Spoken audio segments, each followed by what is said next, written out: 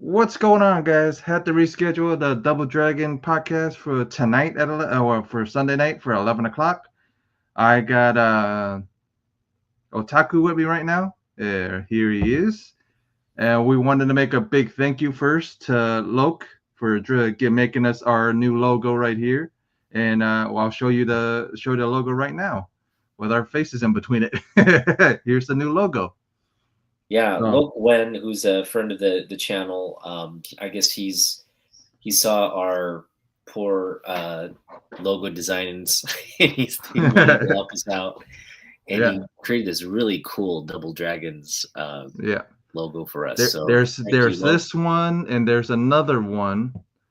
There is one with yin and yang, but you guys won't be able to see it since it's up. Well, actually, you Oh, kind of see there it up is. there. Let's keep Yeah, let's keep that one. That one looks cool. yeah. I like the yin So yang one. I like that one. That Yeah, that that I like them both, but that one I like a lot. that one's fresh. Yeah. Yeah, yeah. But so Loke, appreciate it, Loke. You know what I mean? It makes us want to work a lot harder with this podcast now because we got an actual logo. That's You know right. what I mean? Yeah. We're legit. So yeah. So how was your Thanksgiving? Oh, it was good. Yeah, we it's interesting so I grew up having turkey for Right. Thanksgiving growing Right. up, right? It was just a family Right. tradition. Um, and even when I lived in Asia for a very long time. I lived in Korea for 14 years, lived in Right. Japan for 3. And throughout that entire time in Asia, it's like the only time I ever really missed America or missed home was Thanksgiving, because Mm. it's hard to get Thanksgiving turkey, like, that kind of meal Yeah. out in East Asia. What If you go to the any hotel, you can get it, but you're paying right. like Boohoo. $50 to $60 for the meal.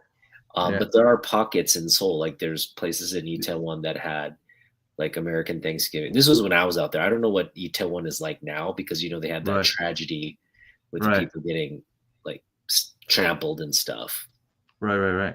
I But think a lot I of that mean, it could area. be a little bit, a little better now. You know what I mean? It's more transport, so it's more American people over there, like for business and whatever. So maybe, maybe it's a little easier Yeah, in access Japan to get. they had sort of American influenced bars and stuff, like Right. people that uh expats that frequented certain Right. bars that Right. had an influence on people doing Thanksgiving style dinners and Right. charging. But again, it cost a little bit, it cost Of you. course, because they don't really eat turkey over Yeah, there, so it's no. like, you know what I mean? It's You like, pay for a plate, it'd be like 20 yeah, bucks a plate or yeah. something. Well, they don't That's a eat pretty good duck. deal They don't actually. really 20 eat bucks. duck. They really eat goose. So it's, Yeah. so it's the Yeah. opposite of what you think it is. So, Yeah, so my wife, who's Japanese, mm, I actually this was when I was living out there. I like invited her to mm, one of these Thanksgiving uh, dinners in uh, Tokyo. She uh, went and she enjoyed it and liked it. But right, eventually when we moved here, right. And she it just kind of then you like finally was could actually one of show those. her what Yeah, she was extra openly Thanksgiving honest. was. She's like, I don't like turkey. It like, and It's I I think mean, turkey is an acquired taste. I don't think yeah, growing up, we're used to eating turkey and stuff, right? It's good. yeah. I But love it, depending but on how you make it, sometimes people can make it and it's dry as dry yeah, as can be. It's like dry as an island, and so you're like, what yeah, the hell is this? yeah. I mean, I get, yeah, you can really mess up turkey, but Yeah. if you're doing it right, I think it tastes really good. But for people who are trying it for the first time, kind of Mm. like people who try duck for the first time, Yeah, it's it's like like you said. Yeah, like you said, an acquired taste. it's an acquired taste. Like Yeah, the more you eat it, maybe the more I think you. So my wife, she doesn't hate turkey, but she doesn't really like it. So she prefers to because do something. it's the leaner meat. Anyways, it's the leaner meat Yeah, to yeah, anything else. So yeah. So we just had steak for for Thanksgiving. well, that's all Asian families because my grandfather did that for every year on Christmas. We would have we would have steaks instead of like hams, turkeys, or whatever it is. So that's just that Yeah, because he hated making. He could make a turkey, but he hated doing it because he had to it's a stuff the lot of shit. work. Yeah, He had it's to a lot. stuff it too. He had to stuff all kinds of stuff in it. So, but anytime he would say it, he would just make a chicken. He would put it. He goes, Yeah. "Screw it." I was like, if Yeah, we're not gonna make turkey, at least could we make roast chicken? Because that's like right, similar. right. But she's like, no, Or let's just yeah, have something really or good. ham. That's what some people do. It's the I'm ham not a too. real ham person. I never Yeah. was into ham. What? Yeah. Either we either did the ham or turkey or steak. One of the three, one of the Yeah, three meats. yeah. No, but the steak was good. It's just not. It's not Thanksgiving though. Like it's like Right, right. I Well, discovered. if you grew up like I did, where where it's on Christmas, like on Christmas Day, he goes, man, we're gonna screw it. We're gonna eat steak and sweet potatoes and whatever mash and whatever, but we're not touching Not the having turkey. We're not turkey. touching ham. Well, Yeah, you he need hated he hated making it. He didn't hate making it. He just hated making turkey because it was so easy to dry out. So it was easy to, like you said, mess it up. So it was yeah, like either do that or either. And yeah, he was like a lot of people will say okra's hard to cook and whatever. He was the only one that I knew could actually make okra actually edible because a lot of people make it and it's slimy. He made it, it wasn't slimy at all. And I asked him how he did it. He showed me how he did it. So I'm like, well, that makes sense. yeah. But we did have turkey. We went to a friend's Okay. house who made it, Yeah, so we we we did get all our, we our yeah we turkey. all do that, man. We all go. It's we don't just spend Thanksgiving with in one house. Well, like I went to friends' houses, had a plate in each. Yeah, That's why I said we eat too much on Thanksgiving. That's the only issue. yeah. No, it was a good time. Three Yeah, families got together. yeah, Kids were playing. It felt yeah. like It felt like Thanksgiving. It felt like it Thanksgiving. felt that's what it's supposed to be. Not the food part is the what you're thankful for is family and friends and whoever. Yeah, like I posted all of that stuff. I said I'm thankful for all the friends and stuff that I met this year, all the friends I made, you know what I mean, Yeah, and everything else. So yeah. So how was your Thanksgiving? good. Just went to a couple different houses, couple of different plates of food. So I had a jerk turkey. Yeah, like a like the Jamaican style jerk Oh, turkey. nice. That was interesting. Jerk turkey. No, that Yeah. sounds delicious. I Yeah, love jerk chicken. and then we had well another house we had ham, turkey, what was it? Green bean casserole, sweet potato like casserole, like what the what was it? What not mashed potato, I mean, just yeah, some type of sweet potato thing, and then a couple other things, but yeah, a lot of food. But I was grateful to be around family and friends, but it was a lot. I ate a lot. I, Yeah, yeah, ate a lot. I'm like, got home. I'm like, oh, ate too much every time. yeah. Surprising how like you're full, but then when they like, oh, do you want We some got like this. pie or something? Then Yeah, you're yeah, like, yeah, yeah, yeah, we'll bring it on. yeah. We had, yeah, uh, yeah. They had pumpkin. They had a pumpkin cheesecake. We got a pumpkin cheesecake. My brother ended up going to another friend's place and then bought two pumpkin cheesecakes. Nice. So he took one to the friends and then left one for the house. And we still got that, and then we got apple pie and pumpkin pie still. All right. Well, I mean, I'm glad you had a good Thanksgiving, and Yeah. yeah, it's we're kind of into that holiday stretch now for sure. Yeesh. Did you do Yeah, it's any almost Black Friday purchases? I know Black Friday was big this year. yeah. I mean, yeah, there was a bunch of stuff. I picked up a bunch of stuff. Well, comic book wise, not so much, but I knew there were a bunch of sales going on. It's just had no time to actually. We went out for a little bit today and looked. Couldn't. I mean, there was good deals and stuff. I just couldn't find anything that I was looking for really. Okay. But a couple friends picked up a bunch of stuff. I picked up some stuff like what was it? The Friday. Well, if you guys didn't know, there's a streetwear brand called Supreme. Sarah, Sarah Frazetta and them they partnered up and released a line of clothing of Frazetta art on clothing. So yeah, that was cool. I picked up a T-shirt from that line, so that was kind of neat. Yeah, Wow, Frazetta art on a Supreme T-shirt. Cool. yeah, but some of the clothing was expensive. Like some of the jackets were like $300 or something like that. But like 340 something dollars for, but the quality wise, it looked decent. You know what I mean? And it wasn't like cheaply thrown together. So it was like understanding why.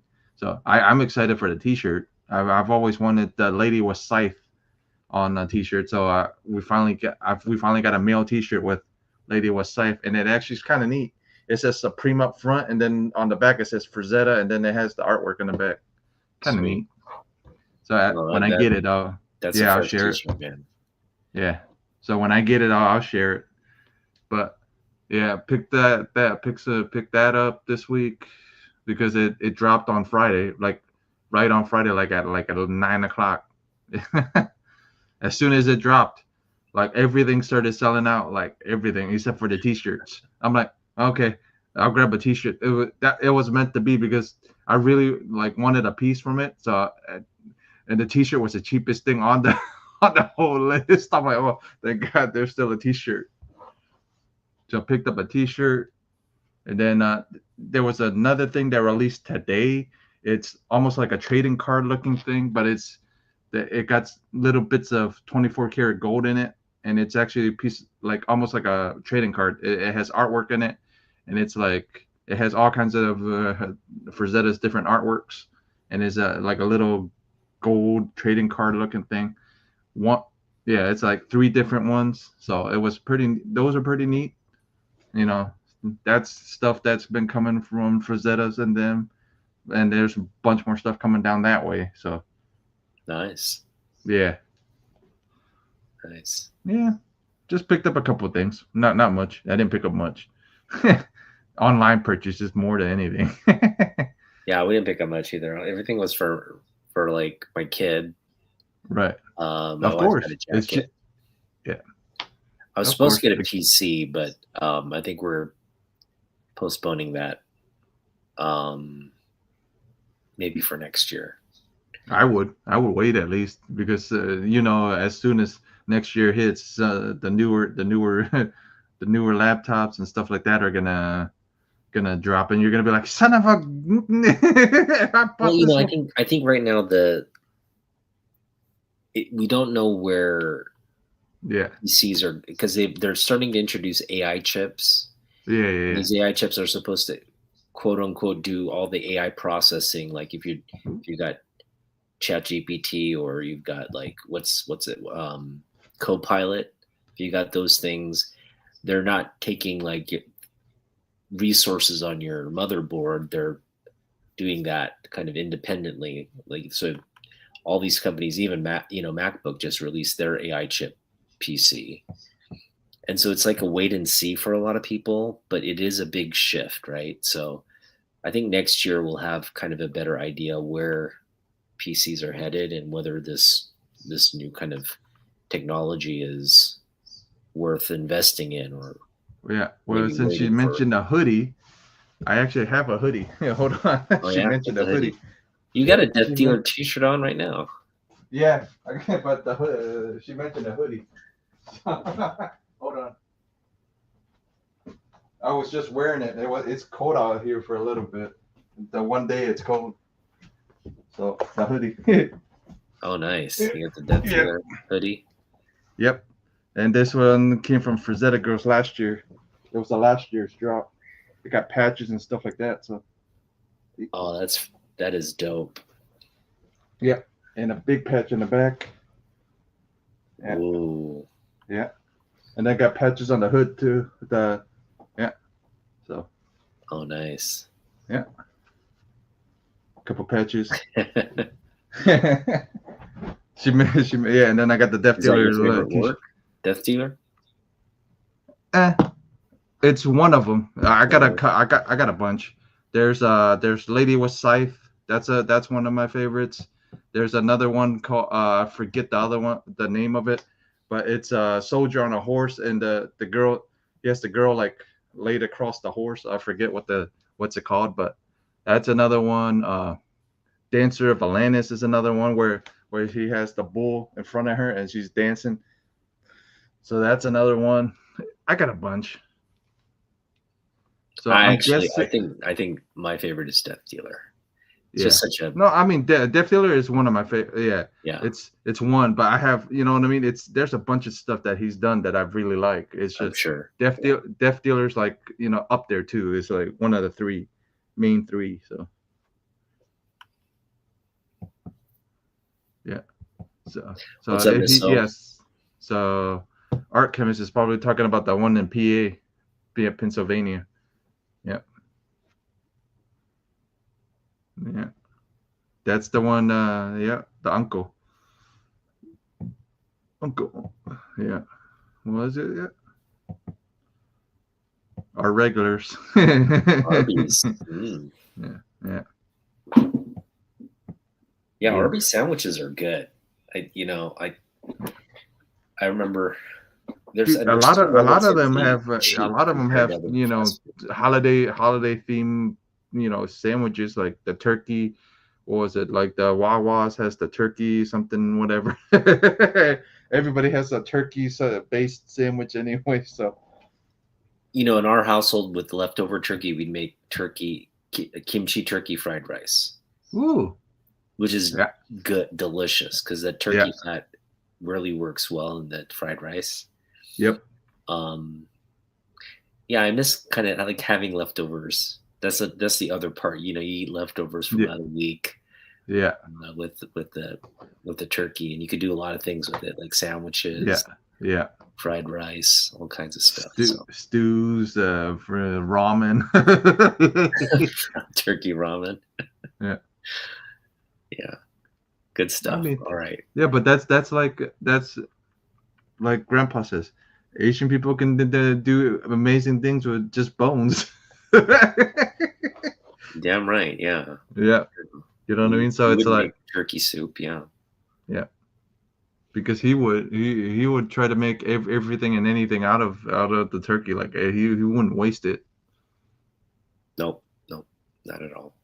Yeah, as soon as you say you're wasting it, he'll be upset. I have a local guy here. He has a big YouTube channel. Maybe you've heard of it. It's his J-Roll. Have you heard of J-Roll? He does comments too. Yeah. J-Roll. It was funny because he's kind of like your uncle in the sense that he doesn't want to do. He didn't do a turkey Thanksgiving.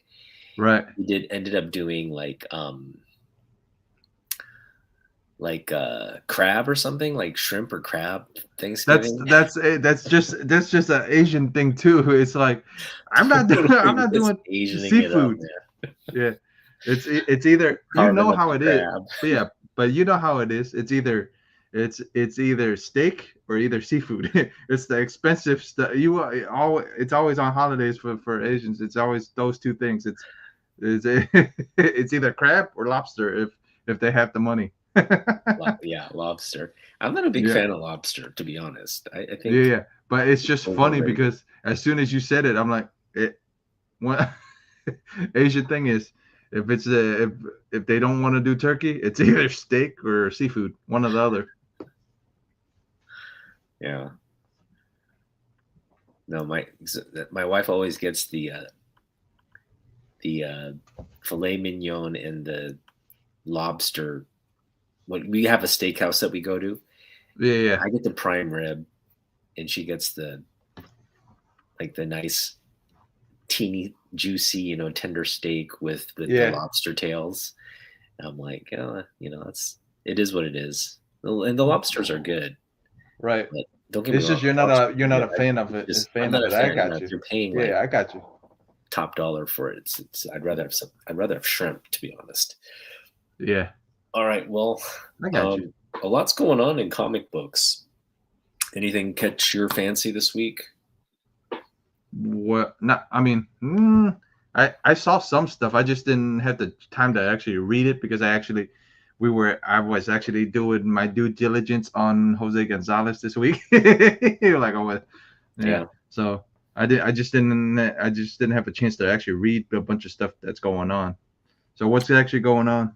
Yeah, well, there was an announcement, and this just came out like recent, like I'm talking a couple hours ago. Right. But Kevin Feige has basically said they have plans to do Wolverine versus Hulk. Oh yeah, I heard that, and then I heard something about Reed Richards' son's gonna be a big thing about stuff. Okay. So yeah. But no, I mean, the Hulk versus Wolverine is like, it's what, comic fan. I mean, that's Deadpool Wolverine is one thing, right? Deadpool versus Wolverine Hulk is gonna be interesting. Wolverine that's Hulk 181. Is like an institution. Dude, you thought talking about Wolverine's first appearance? Those two have been just going at it, right? In different iterations, forever, generations.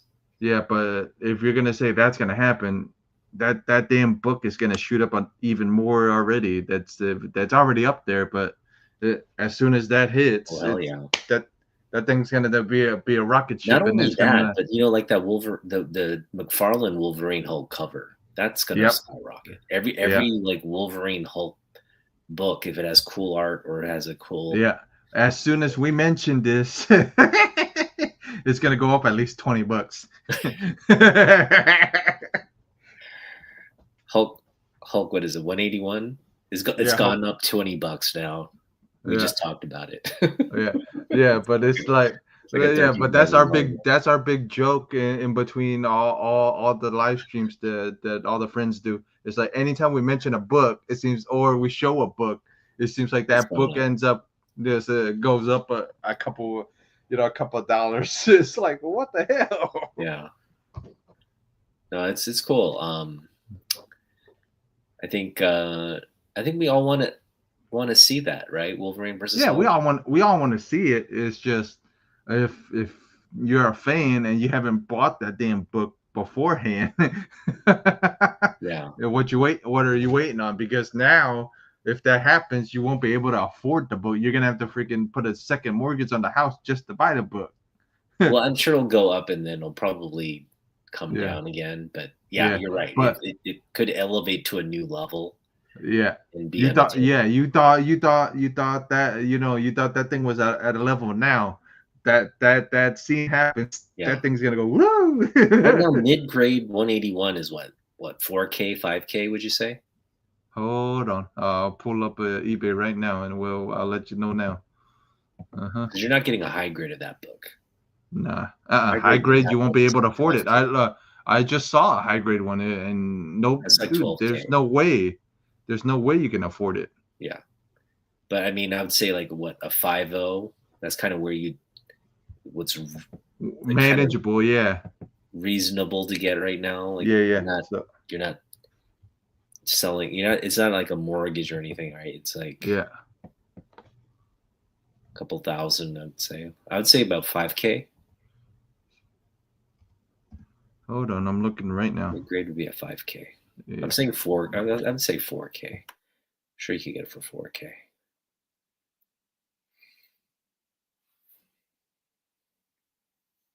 I'm looking it up too.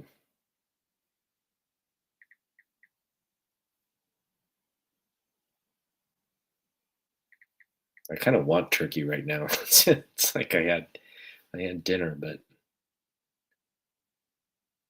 yeah, it's gonna be around there.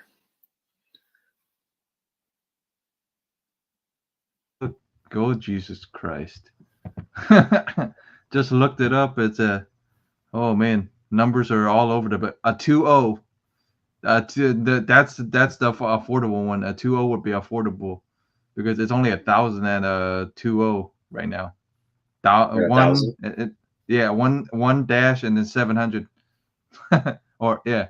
So it's one and then dash and then 700. So yeah, yeah, and then 5.5 was they want 2,600 for Well, it. that's not bad for a 5.5 Yeah, graded. 5.5. Yeah, Is 5.5 it graded. restored?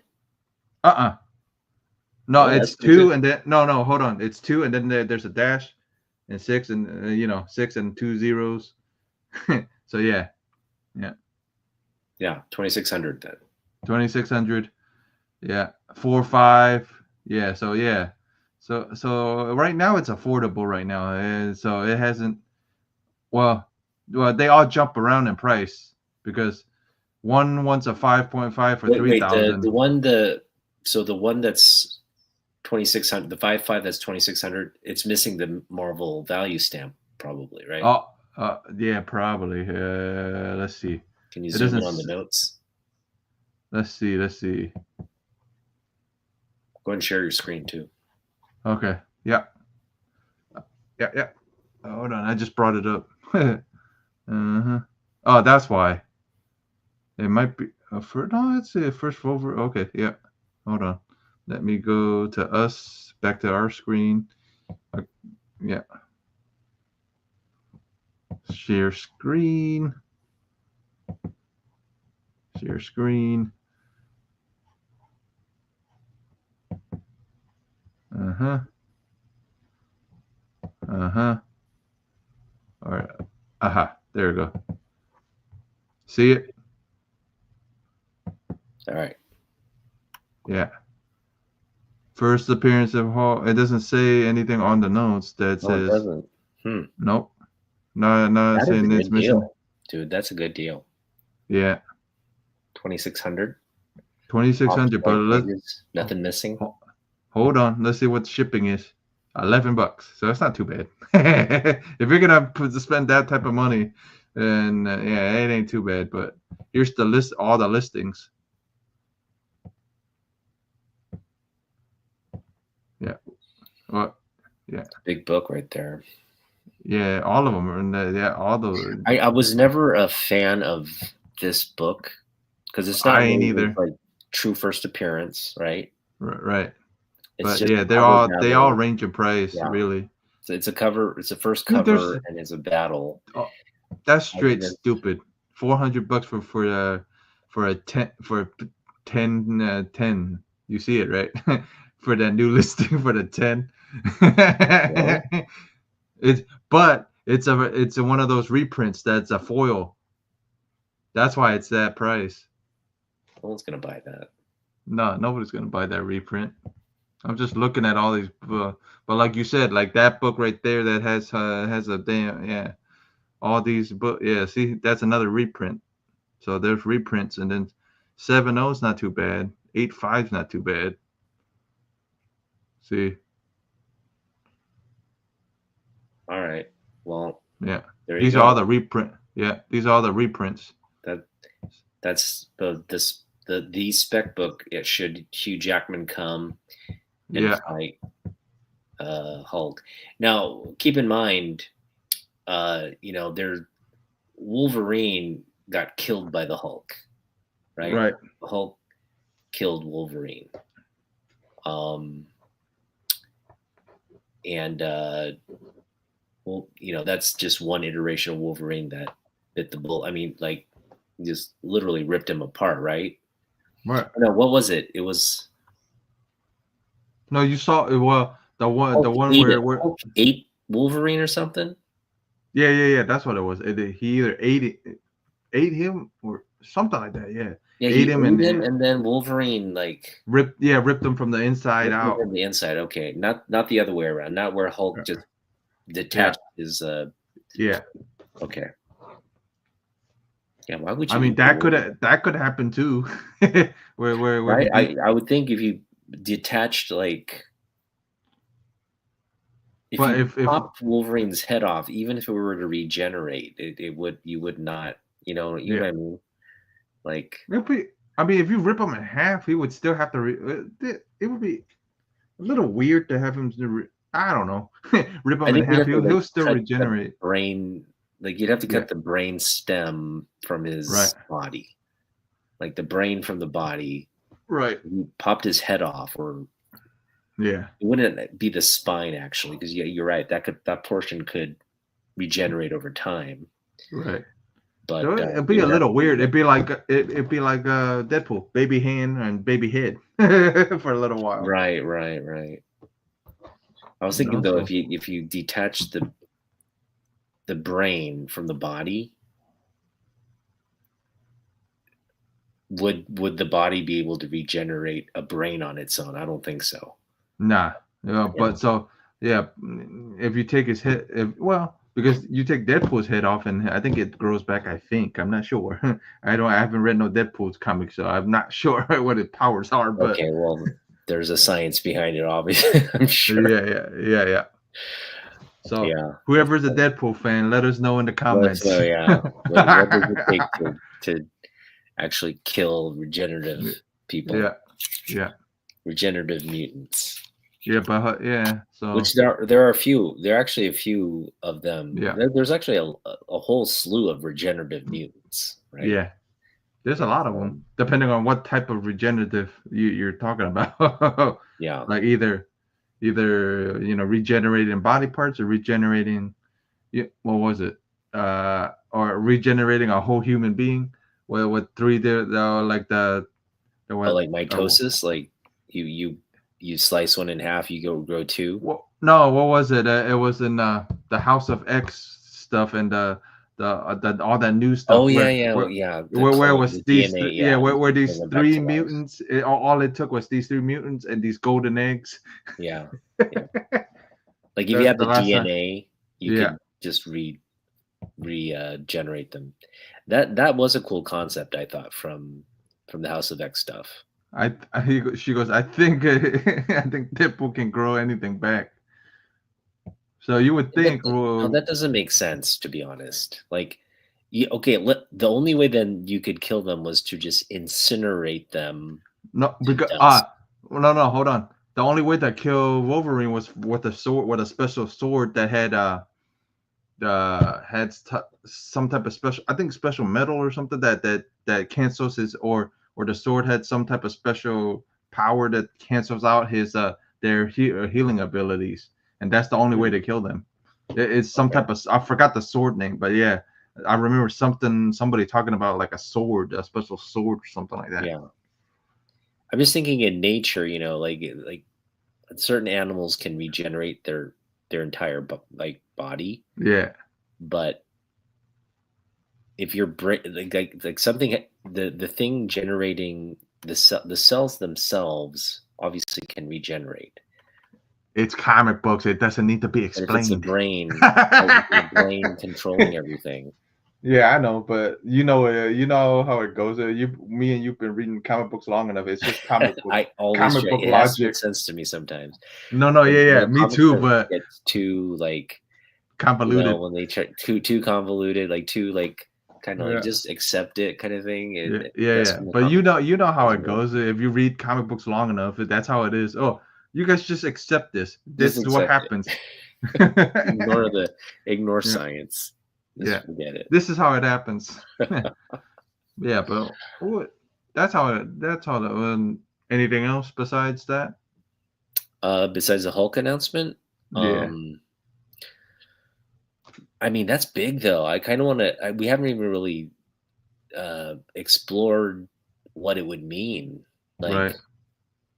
like, because you have to have a winner out of this battle, right? Right. If they do it like kind of like A Deadpool, draw. because Deadpool Wolverine was like a draw, right? And so they end up I have being a feeling buddies that at the end. they might do that because they don't want to kill off their money makers anyways. So they'll probably say it's, or they'll say it's an alternate version of each one of them. So that's how they're gonna get away with both. If one of them dies, is, oh, it's an alternate version of the Hulk, or it's the alternate version of Yeah, I don't know if someone has to die, but someone definitely has to emerge as the winner. Victorious. And Yeah, I but would put my money on Wolverine. yeah, right? Versus Hulk. What? Although a Yeah, lot of Hulk but fans would argue but Hulk don't would. forget the Hulk's been around longer. So if it does, I won't be surprised if it does happen and Wolverine's gonna win because it might be a last hurrah for the actor that's playing the Hulk because Oh, to go out killed by the Hulk, that would be cool. yeah. That would be an interesting one. Yeah, or both of Death them. by You know what I mean? CGI. What the both of them somehow end up. It'd be interesting to see if both of them end up because they're both actors. If because all the original Avengers are retired or left. Yeah, so The yeah, the Hulk. So which version of the Hulk would he be finding? Would he be finding yeah, what's the actor's name? Uh, but Mark Ruffalo. Mark Mark Ruffalo. Ruffalo or yeah, or the other two. Red Hulk Yeah, versus Wolverine. I yeah, mean, it's a Hulk versus Wolverine that yeah, you don't necessarily yeah. doesn't need to be green. Could be gray. Yeah, could be red, could be Could be purple, red. could be any Could be color. Christmas. Yeah, Well, it could be Christmas Hulk. yeah, it could be. Oh yeah, it could be Smart Hulk, could be any Hulk. It don't matter. Could be a She Hulk. Yeah, Could be She-Hulk. I wouldn't mind that.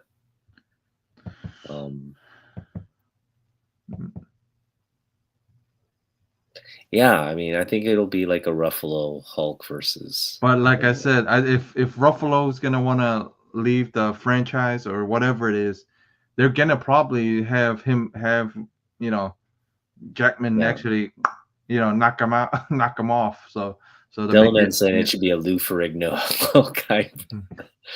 Lou, That would be fun. That would be a funny one. I bet you could do Lou Ferrigno Hulk with CGI. Like make Yeah. him massive, Yeah. like just keep his the Ferrigno face. Yeah. And that'd be interesting to AI see. it. That'd be I wouldn't mind I'd seeing. buy that ticket. Yeah, I wouldn't mind seeing Ferrigno. I mean, That's right. That's what we're saying. well, Yeah, we might have seen Ferrigno. yeah, but you don't know which Hulk it's gonna. You don't know because now the multiverse is open because of Deadpool, so you don't know which which Hulk they're gonna actually bring back. They could bring back any of them if Or they bring wanted back to. a Schwarzenegger Hulk. Mm, You know what I mean? yeah. Like, because wouldn't you want to see like Arnold Schwarzenegger as like Hulk guy, right? Just make him. Dude, just hearing the Hulk talk like Schwarzenegger, it'd be funny. The chopper. Yeah. Yeah, you'd have to like keep his voice out of it, but like make But just imagine hearing the Hulk talk like a man. It's like it'd be weird. It'd be freaking weird. It'd be like, Arr, or get to the chopper. It'd be super. Honestly, it'd be super weird to have either or of them. I mean, but honestly, it's the multiverse is open, so they could bring back all three of those Hulks, either one, or have the Red Hulk fight them. So yeah, the thing about this is the success of Deadpool Wolverine, which was it grossed more money than anything Marvel's put out to this point, right? Right. So and a rated R as the rated R movie one too, right? So it's changed the calculus for Feige and Marvel. Yep. And Feige's saying like, we're gonna milk Hugh Jackman. Right. Pretty much. The only way to milk Hugh Jackman is either bring him in as the MCU Wolverine, which doesn't make sense, right? Because he's a Fox holdover, right? Yeah, and then you don't know, yeah. Or you bring him in as some kind of multiversal character to fight a multiversal Hulk, which I think is where they're kind of. Yeah, it's where they're going because if they're bringing Secret Wars here, so that's probably when it's going to happen. Is during Secret Wars. It's a different version of the Hulk. It's a different version of Wolverine fighting each other, but they won't tell us if it's main universe or if it's some type of other. Oh, we pulled these these two out of a different universe or whatever it is. I do hope it's a standalone though. I don't think I Right. don't want it to be like Secret Wars where they just I have a funny feeling it's do a gonna be cameo probably, fight. but I have a feeling it's gonna be like jammed in there, like you know how it's a big scene, you know how Thanos and how Captain America grabbed the hammer. It's gonna be something like that where all these guys are gonna converge, and all you're gonna see is these two main one, you know, like different, you know, they film different fights in different areas. It's like, oh, okay. Yeah, I have a feeling that's what's it's a gonna happen. Is convoluted that's mess right now. right? They But gotta I have they gotta yeah, create like a scenario where you can bring in like I mean, like just combine different franchises and but that mix I and think match that's what's gonna people. end up happening is the Secret Wars thing is where they're finally gonna introduce that's maybe where they're gonna finally introduce the X-Men somehow. You Yeah, know what I mean? so Because the X-Men haven't been introduced in the main universe yet. So no, so we don't know, you know. So they that's may hold maybe out till how, after Secret Wars, right? yeah, right, right. That may be Or during it where that we see Hulk and Wolverine, it's like, oh, that's, you know, that's a, you know, and then somebody's gonna mention it. Oh, that's isn't Wolverine an X-Men or whatever it is, and then like you said, next thing after that is gonna be something introducing them. yeah, it'll be interesting. Yeah. Um, But Jackman's getting a lot older, so they're gonna have to figure a way to, you know, the way to often. either off him, or either somehow figure a way him passing it on to somebody, or him, you know, or him like transferring it to another Wolverine, but it's not him, you know what I mean? It's somebody else. I think I'm going to say something controversial here. I wouldn't mind seeing. Henry Cavill. No. Well, actually, yeah, Henry Cavill will make a good Wolverine. You've already seen him in the Deadpool. If you watch Deadpool movie, Yeah, he's the biker Wolverine. Yeah. I wouldn't mind seeing an AI version of Hugh Jackman to sustain that character. Right. Just like make him young, make him CGI, and just keep Hugh Jackman as Wolverine for like at least till we're gone. till all the people who have known Jackman Wolverine are dead, that you can introduce the next generation. You know what I mean? Like, I just can't see but any if you think about that, then because our generation is showing their kids then everybody's gonna go, oh, that's the only Wolverine, and then they finally introduce a new guy, and they're gonna be like, huh? Yeah. Well, I mean, it is what it is, but I'm just saying, like, I can't see any new actor coming in and convincing everyone they're better than Jackman. It's just gonna go through a phase where you're just like, or they're gonna have Danny DeVito. He's the right height. Yeah, Danny DeVito would not make a good one. No, I know. Not at his age right now. Even maybe I'm in his messing around. maybe when he was in his 20s, DeVito, like One Who Flew Over the Cuckoo's Nest, like a 20s. DeVito might have pulled it off. But. No, but I was joking around because because in all honesty, he was the right height for him.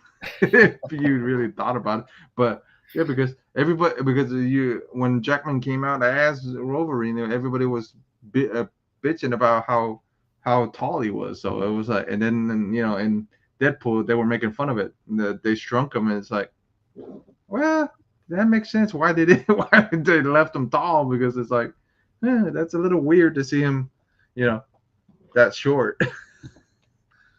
That's true. Yeah, he is sort of. Yeah.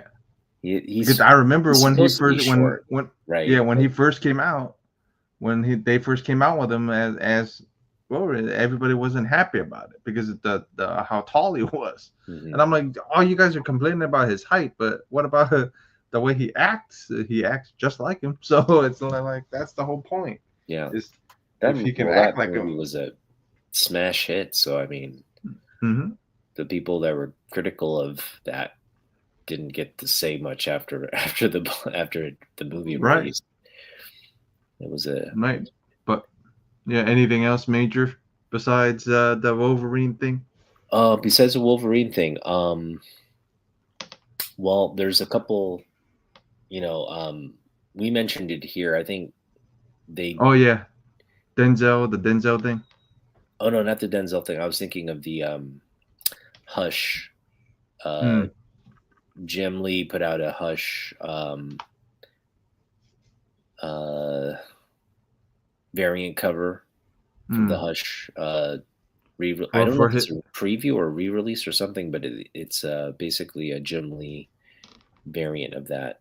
I think it's a prologue, not a prologue, but a preview to um, the Hush The new. sequel for Oh, Batman. okay.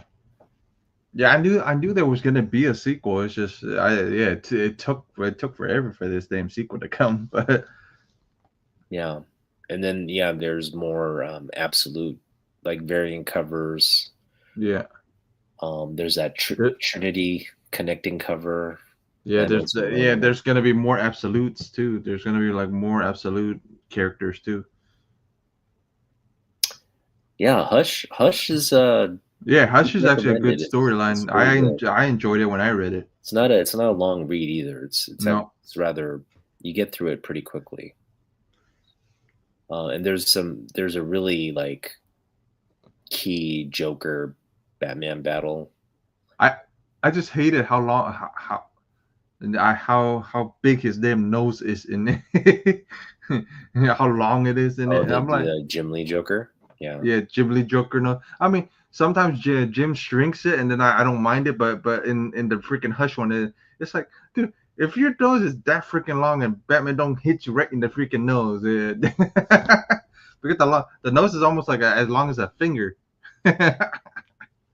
yeah. Like, He looks pretty grotesque. Jim's Joker looks pretty grotesque, right? but I'm saying, but if your nose is that freaking big, the first thing I would be if I was Batman, I would be grabbing your damn nose and flipping you because that's how big your nose is. I would, Gotcha. you know, I I mean I love Jim's art, but Jim's Joker drives me nuts because how big his nose is almost as big as one of my finger almost. It's like, Yeah. ugh. Jim really elongates the Joker, right? Makes him kind of this Yeah, yeah. scrawny, sort of elongated. Yeah, it's just funny the way he does it, but it's like it's a little weird at the same time. You're like, why would you? And everybody else is like normal, like their noses, everything else is proportionate. Mhm. But when he does, he exaggerates the Joker's features a lot more. I'm like, yeah, I understand why, but it's a little Yeah. weird. Anything else catch your fancy during the week, comic book wise? Not really. Just heard a bunch of the absolute stuff coming, and then I thought that was interesting. That there's going to be a lot more absolutes since it's been successful with all the other characters. Yeah, So it there looks might, like people love it. People are liking yeah. these So absolute. so I'll be surprised to see if there's going to be an absolute Titans. Absolute. It'd be interesting to see if there will be, if they're going to go absolute every single thing, like absolute Blue Beetle. You know what I mean? Just put absolute and then whatever the character is. Yeah. But there's already absolute Superman. There's already absolute Wonder Woman. What's stopping them from going absolute this, absolute that? So Nothing.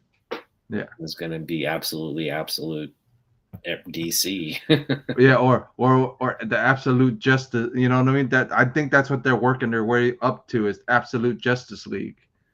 You know what I mean? Yeah. It's like, so if I'd be surprised to see that absolute Batman work with absolute Superman and absolute Wonder Woman. That'd be interesting to see how they're gonna work together.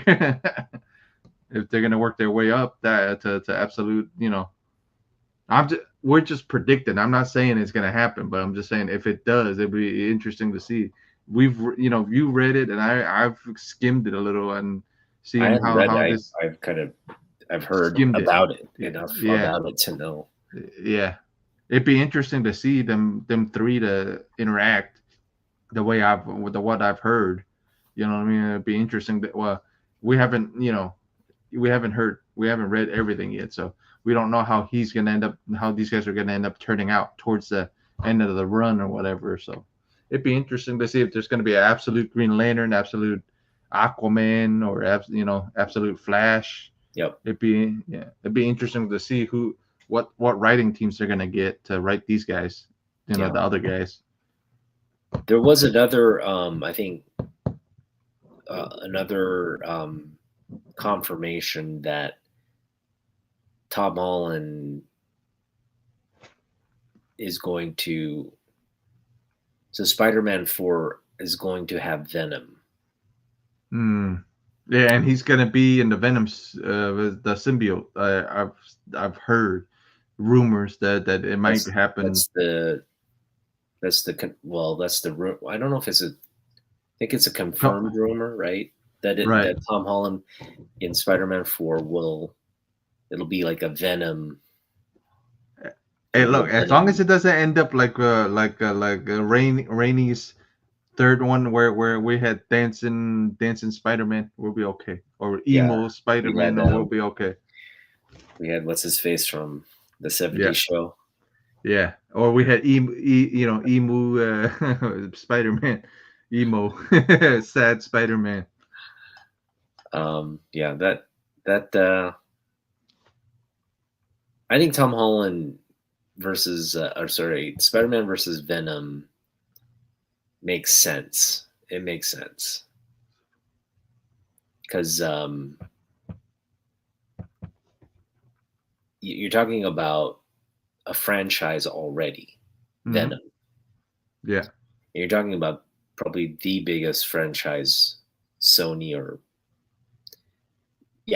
has, right? Sony has the biggest franchise Sony has is Spider-Man. Yeah, it's Spider-Man the one because they got a partnership with Marvel.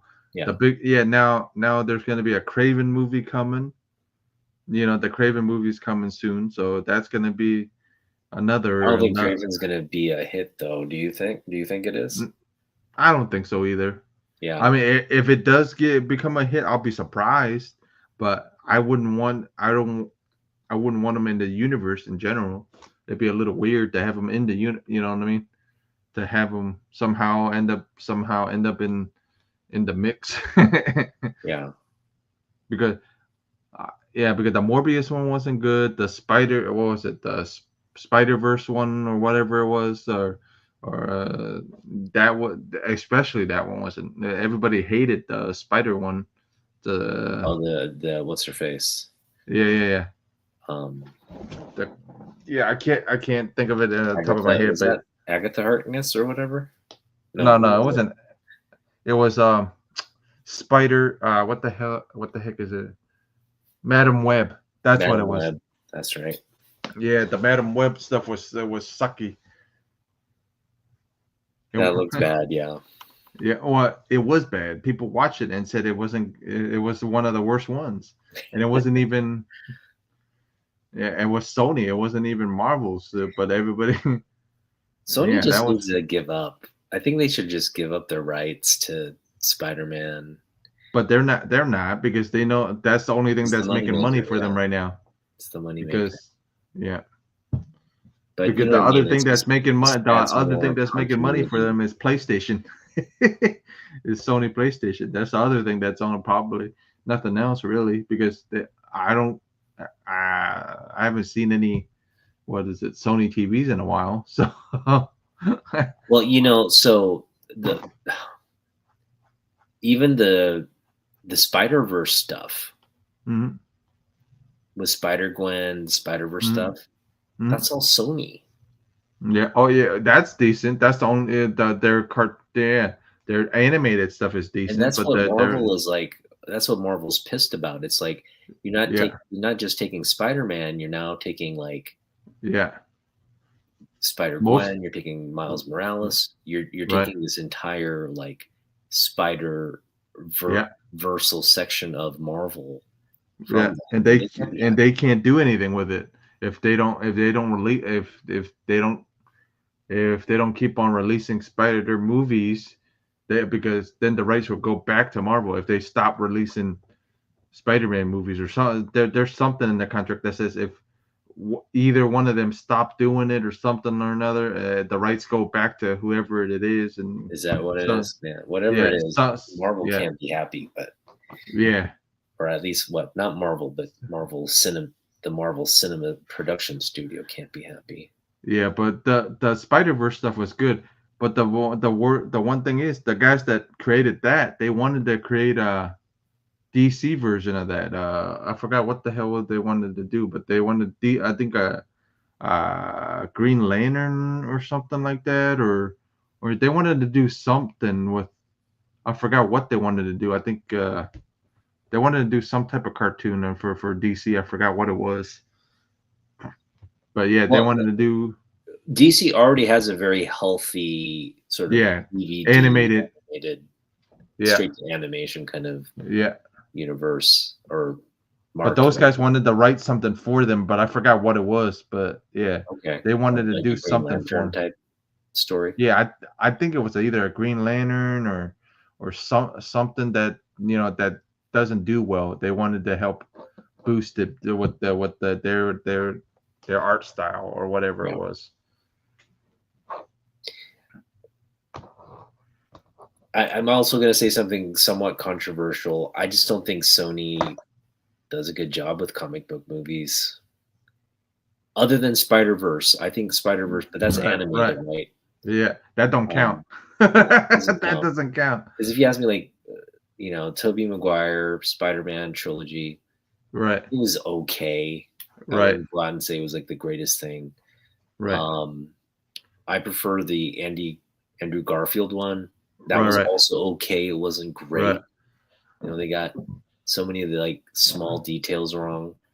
right. And then when they came out with the kid, Tom Holland Spider-Man, Yeah, right. with his, that Asian buddy. Yeah, but Um, that's actually Miles's buddy though. If or yeah, yeah, that is my yeah. It's from the from the universe, and it's actually Miles. That friend is supposed to be Miles Miles' is best it? friend. Okay. Yeah, in the Either way, comic I books, mean it's Miles' best friend. the whole you know, Zendaya playing MJ and Right, their like version of MJ. Yeah, the fact that he's like kind of like masquerading as an Avenger and all that. It right. just and to be honest, the MCU stuff also Yeah, feels like none of it is yeah, like comic book yeah. Well, I consistent. agree with it. I agree with this one. Yeah, some of it's all yeah, some of their stuff is either really good or really shitty. Yeah, yeah. I mean, MCU stuff too. Like MCU stuff, like Yeah, Iron same Man was MCU good. stuff.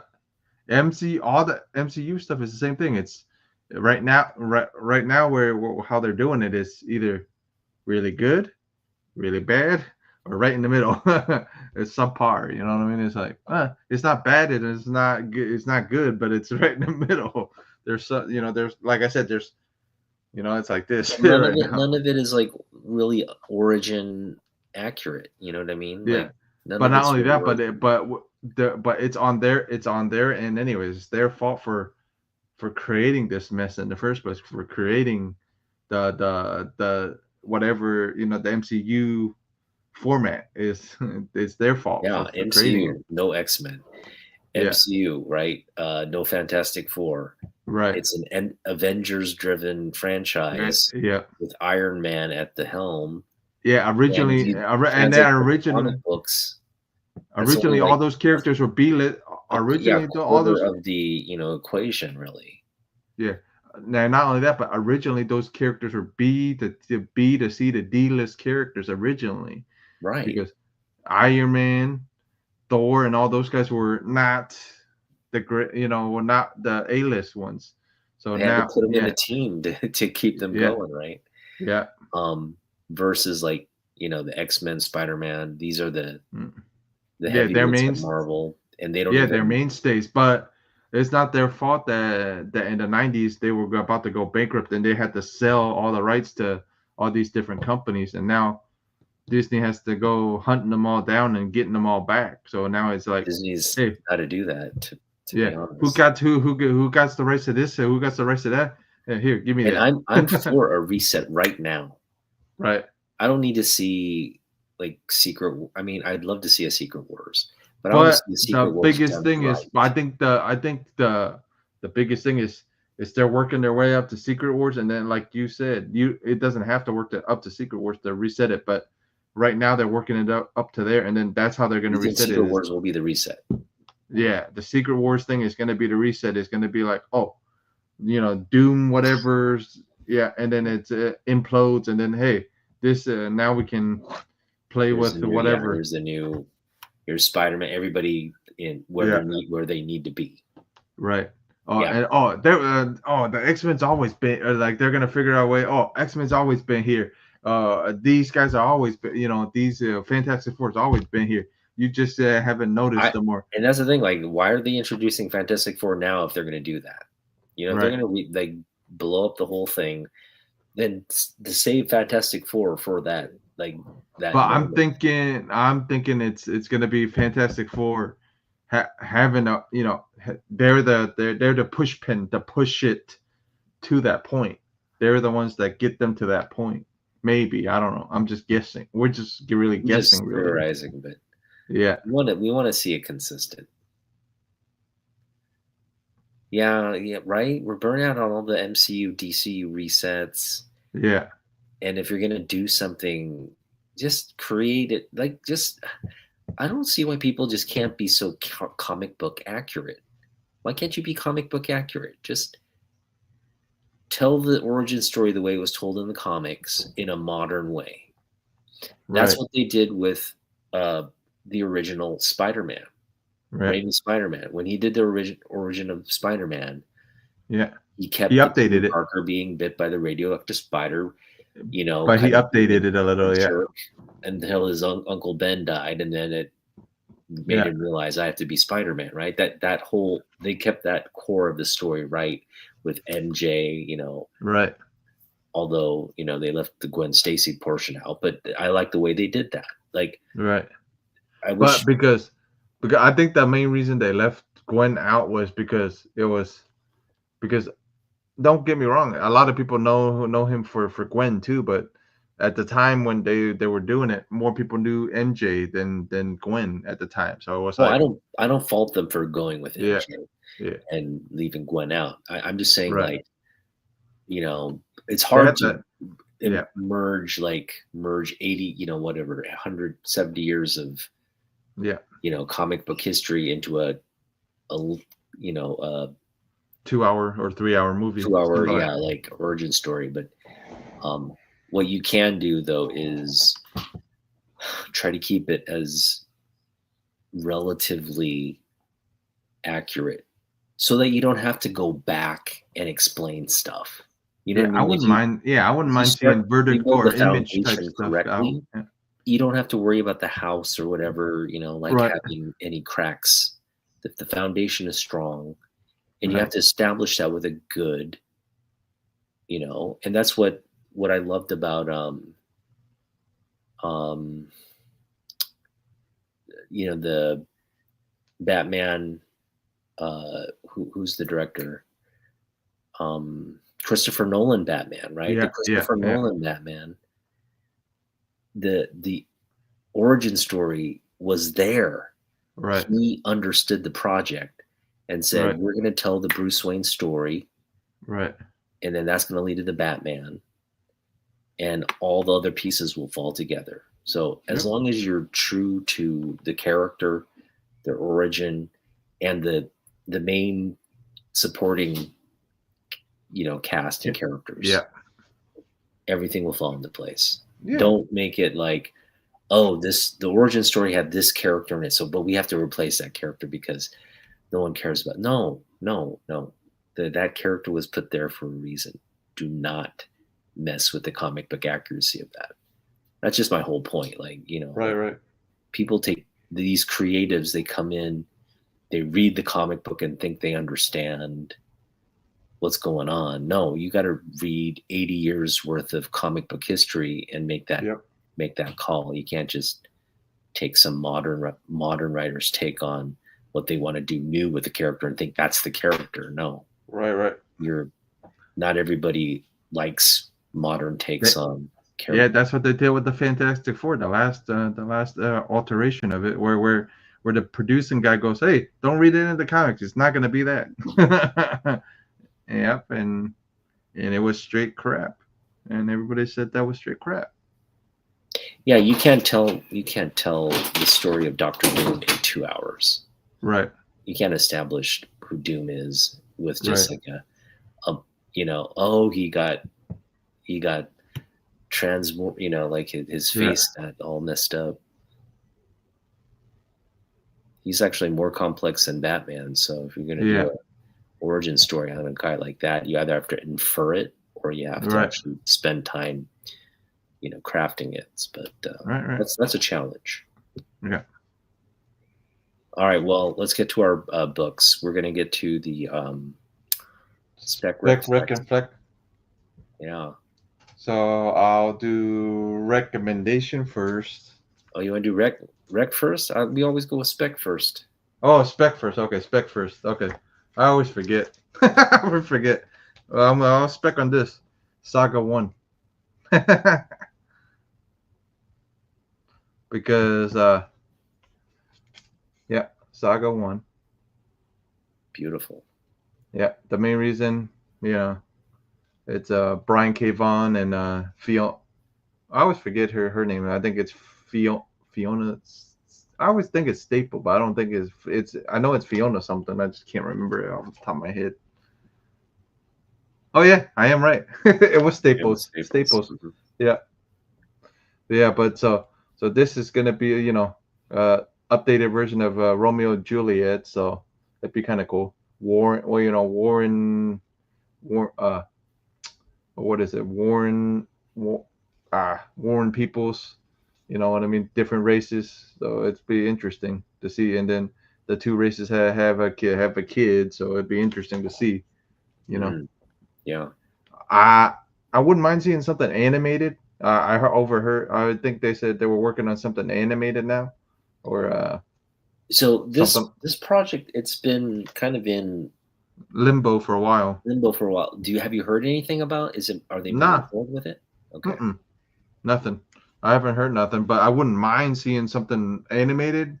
But I mean, because it'd be hard for them to tell it in movie form because all the stuff that happens in this thing, so it'd be a little weird to have it. I mean, I wouldn't mind seeing it in live action, but animated, it'd be cool. That's a big book, by the way, because it's like that's a low print. First issue. Yeah, and that was one on my list, so for a while, and I finally got. That looks minty fresh too.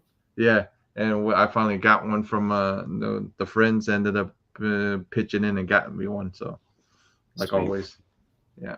Well, what's yours? All right, my first book is X-Men. What is this? 53.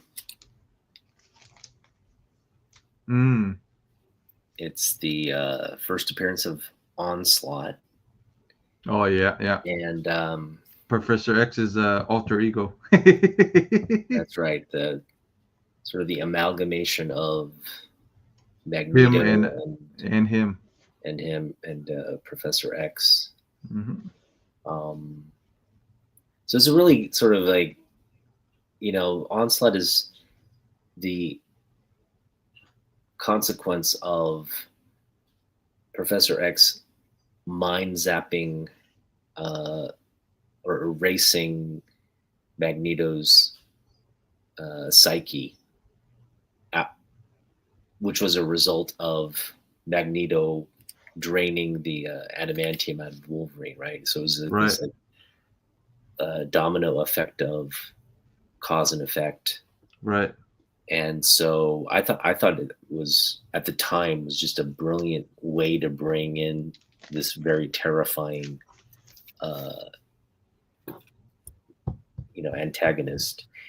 And Onslaught is really sort of, if you look at the scope of villains the X-Men have faced, right? Onslaught is pretty much one of the, quote unquote, Hardest powerful. ones. Yeah, one of the powerful and one of the hardest ones they had to face. Yeah. Right. And to be honest, I don't know what season 2. So the reason for the X-Men 97, I know X-Men 97, cool. It's coming season 2, and in season 2, all the Easter eggs for Apocalypse are there. Right.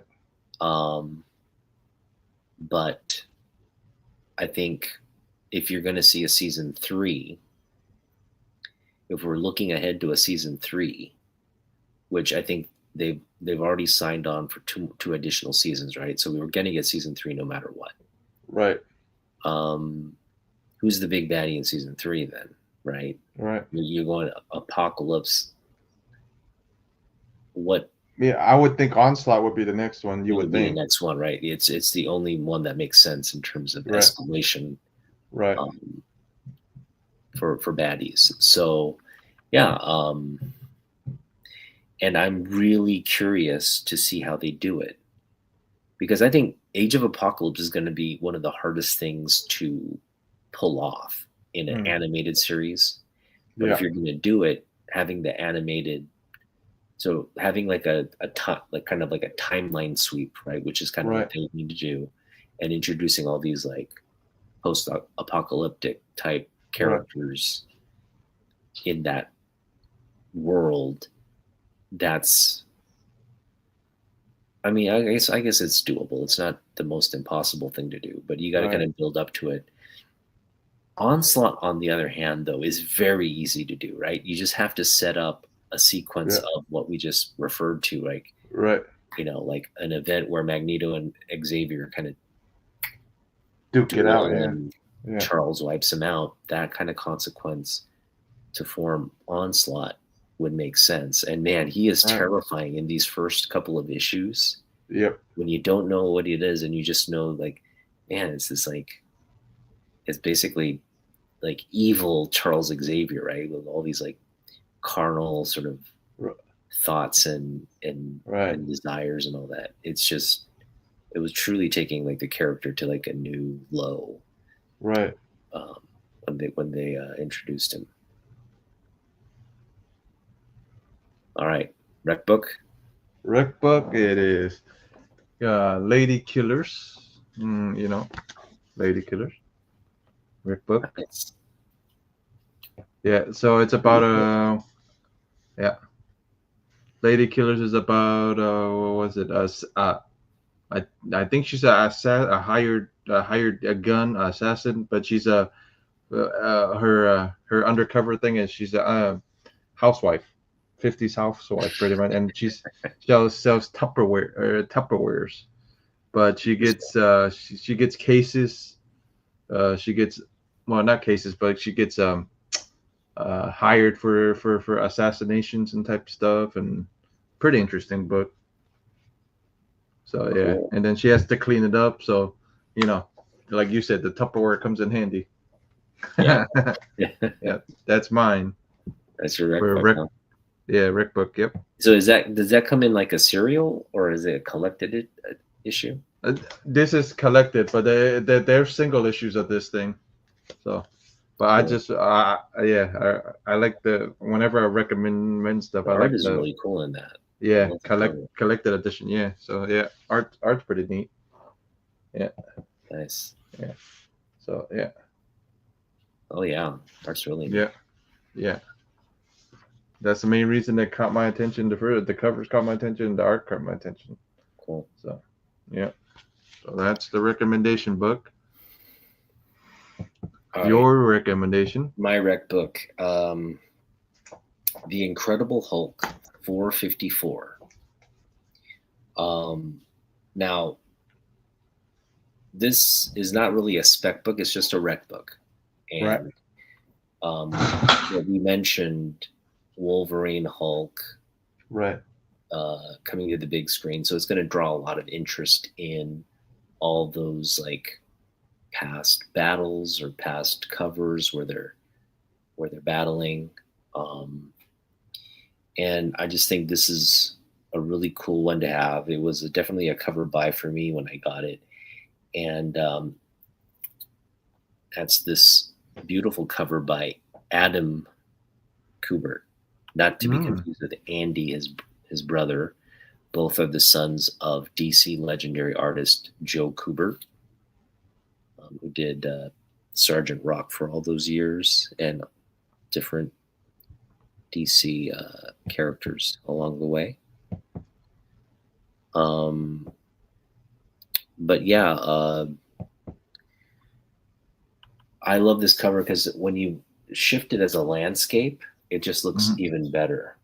Oh yeah. It Right? looks like they're fighting up straight, not falling. It's meant to be a landscape kind of cover. Right.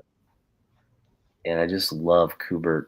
Adam is Andy and Adam are great, but if you were to say, because Adam did a lot of the Wolverine stuff, he did covers like this, and I just think Adam's the better the artist I preferred of the two, and this is just freaking goodness. And that's a yellow costume versus purple pant Hulk classic versions, and that is a serious rec book right there. All right. Your flex book. And you always outflex me, so I'm just curious to see what you have this week. I got a Italian digest version of Vampy, and it has and it's Italian version, and I got this from actually friend of Varangian Vigilante. So is that Vampy 1 in Italian? No, it's a collected edition. It's like a digest of stories. So it's and this is I think there's only 2 copies in the US. I know 1 copy is with Sarah Frazetta, and then I have the other I have this copy. No way. Yeah, so is that right? Because so that I know of, that I don't, that the only 2 people that have it. It's me and Sarah. Yeah. And it's but no, she actually Varangian actually sent it to her. Our friend actually sent it to her. Oh, okay. Yes, they sent me one, and as soon as he found one for me, for her, and then he goes, as soon as I find one, another one, I'll send it to you. So he found one. Yeah. So I've got to admit, Vampy 1 is on my list of things that I want for the collection. Right. So hopefully one day. Yeah. I think I need to get it before it really. Yeah, really spikes. Gets right. Yeah, but the funniest thing is if you put the translator up to this, it says "bite me, please," in Italian. Bite, please. Yeah, that's what it says. Yeah, because I put the translator up to it, then that's what it says. But it's kind of neat to have a digest version of some of the stories, and it has some of Jose's art on the back of it, Gonzalez. Nice. So, so Gonzalez's art's in the back. So, yeah. All right, I'm glad you mentioned Jose Gonzalez, because we're going to get into an artist feature, right? Yeah, we're going to get into artist feature about Jose Gonzalez, and you still got to show your flex book real quick. Well, my flex book is transitioning right into that. My flex book is Wonder Woman 72. Beautiful Brian Bolland art. And so we're going to feature one of Jeff's favorite artists, Jose Gonzalez, and you're going to Bolland. And I'm getting things started here with my flex book on, obviously, there's no words to describe. Sometimes just the best way to feature an artist is just for you to have, just for you to show their artwork, because nothing you can say would be more descriptive than the actual visuals, right? And that's what I'm doing here. I'm just showing you one of the best Wonder Woman covers of all time, in my opinion. I think so. I love George Perez, don't get me wrong. And I think George Perez, his work on Wonder Woman is legendary, iconic. It really establishes the character on that volume two, right? The history, the depth of the character, and he just such a amazing run on that in terms of writing and the artwork. But it's like a big but, because you're talking about a legend in George Perez.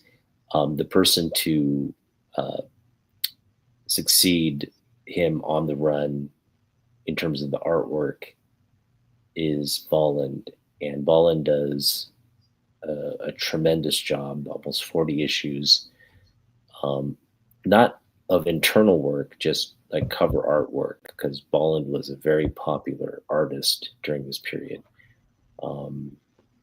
But man, he just knocks it out of the park with the covers. It's just incredible artwork here. So yeah, there you go. Yeah, Boland's work is cool. Yeah, but a lot of people don't know a lot about Gonzalez, because Gonzalez died in 2009. And well, he was born in the what is it? Uh, so he was born in uh, Barcelona, so 1939 in Briar Chino, Barcelona, and Okay. and it was a poor neighborhood. Pretty much, it was known for crime and prostitution. So, you know what I mean? Not the greatest to grow up in, but he was a great artist. He was 17 when he got discovered by another cartoonist. What the cartoonist was walking by. Yeah.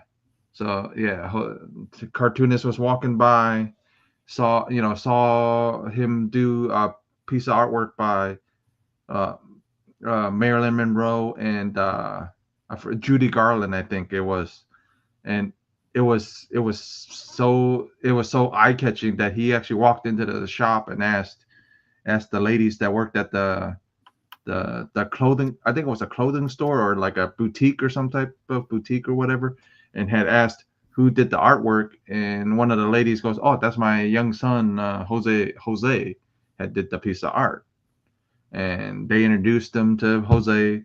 Jose met him, and then Jose ended up going to work for a insurance company for a little while, for being an apprentice in the insurance company. Then that artist that saw him came to look for him and said, "Hey, my boss Joseph Tutain wants to see you from SI from in Spain," and it was one of the bigger companies for comic books in Spain at the time. And he goes, "All right," and goes sees him, and he was 17 when he had got hired on, so he was pretty much a ghost artist and writer type thing for a little while before he ended up getting bigger. But what he's known for is Vampirella stuff. What he's known for, that's what he's known for. But he's done a bunch of other stuff, a bunch of English romance comics, a bunch of cartoon like some Marvel magazines that he's done before Vampy. But what he's known for is gothic, making her gothically beautiful and sexy and whatever. But the one other thing is that he hated drawing. He hated art in general. He didn't like it he liked it at a point, and then he hated it at a point. But that's all I noticed. That's all great artists. Yeah, that's all great artists that they they like drawing, but they hate drawing at the same time. And but the biggest thing was with him that he would get bored with doing stuff, and then he would jump to something else to do something else. Like he left the Vampy strip at night. Well, he didn't start the Vampy strip until he was 32. Got to it until he was at 32. But that was crazy that that what he's known for, he didn't get to it until he was 32. You know what I mean? Like he was known for pencils. He was known for, but he was most known for one of his famous. Everybody that knows, if you guys seen Vampy before, is the bat. Is the one where she's holding her hand out and the bat's flying off her hand. That's one of his. Yeah, that as soon as you see it, that's one of his. But he actually drew the idea up, and he actually had a model and everything. Yeah, there was a model that actually modeled for them for this. So it's kind of neat that that actually the model wasn't even his model. It was another friend's model. And he asked, do you have that cover to show that specific? Yeah, let me bring it up real quick. Or no, I mean a book. Do you have that book? Yeah, I have it. I just let me bring it up real quick. It's on.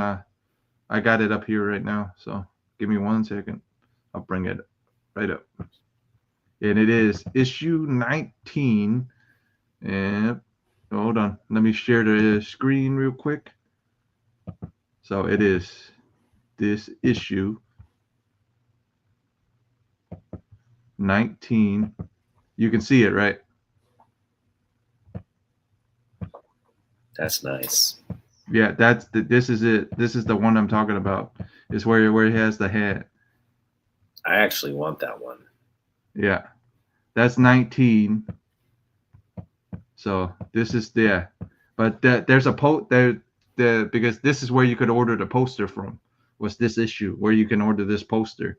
So it didn't have all the covers behind it. It's just a white background in it, and it's her standing with that bat.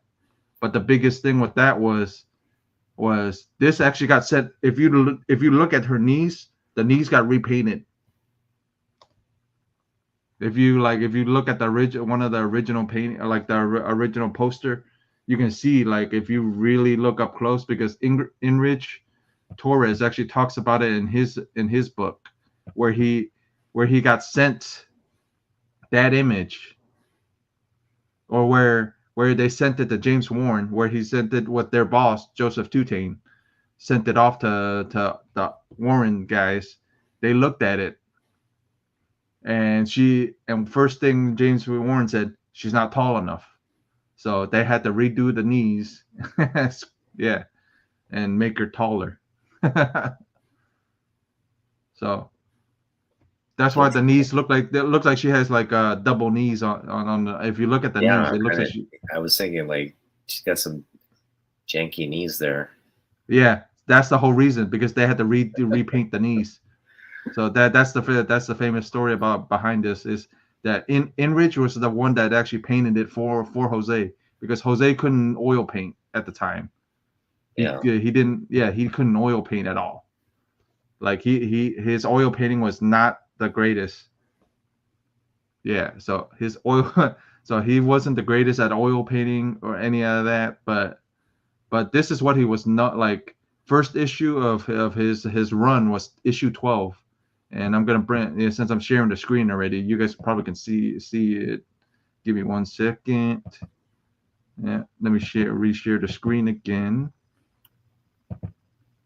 and put issue 12 up. And this is issue 12, and the cover is by St. Julian. So covers by St. Julian, and then the Vampy story is this one. The Vampy story is by him though, so it'd be right. That's why I'm taking you guys right here. This is his first. This is his first ever panel for Vampy. Yeah, that's nice. Yep. Yeah, so that's his artwork there. So can you show the panels? There you go. Yep, that's what I'm doing. See, so this is what he was known for doing, was to make her like a lot more human or whatever it was, a lot more. With that beautiful shading, man. Yeah, that's what he was known for, was the shading part of it. Was his pencils were great. Like there's a 3 panels of her. Yeah. And yeah, that's just a beautiful Vampirella right there. Yeah. But that's what he was known for, like gothic beauty types. Like he was known for drawing beautiful women in general. So yeah. So that was this is most of his first, like the first issue that he's did. But one of the famous ones that people know him for was the other one, was 13. Was issue 13. So was this issue here. So I'm bringing 13 up now. So was issue 13. But you guys are gonna recognize it because I had the cosplayer recreate it. So this is the issue right here, is the famous panel, the big panel, is this one. Yep, this one. Nice. Yeah, that's the panel that I had recreated. Yeah, so that's one of the famous panels that he's known for. Like just look at how realistic she looks. You know what I mean? It's like that's what he was known for, was like. But my favorite issue is issue 50 of his run, of the run. But he left for a little while too. He left in 1973 to open up his own publishing company. So, and then he left and then came back like at issue 50. I think issue 50 was that when he came back and started doing stories again. So he left for a little while. Yeah. So these are mostly his, like the women that he's done, you know. So it's like, wow. Yeah. See, this is the stuff that he's done. But like I said, the issue 50 is one of my favorites, though. Yeah. So issue 50, I'll share the 50 now and show you guys why. Like this panel here, like. Nice. Wow. Yeah. See, and this is him introducing Panthera, but this is one of my favorite panels out of 50. And then he was known for doing like stuff like this, you know, like all this is him. Like how you see how realistic the face looks in some of these panels. So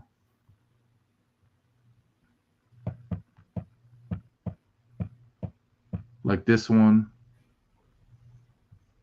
and then he did this right here. So there's a colored page that he did, like this one right here. Oh, nice. Yeah. So yeah. And there's like all the early issues has her have a bat on her right on her boob and whatever. But that whole reason why it was there was to see if they would notice, to see if Joseph Tutane, James Warren would notice them putting a bat on her. And then nobody said nothing. Nobody said anything about it, like with the bat on her. If you look at some of the early ones, they put a little bat just to mess with James Warren and everybody else.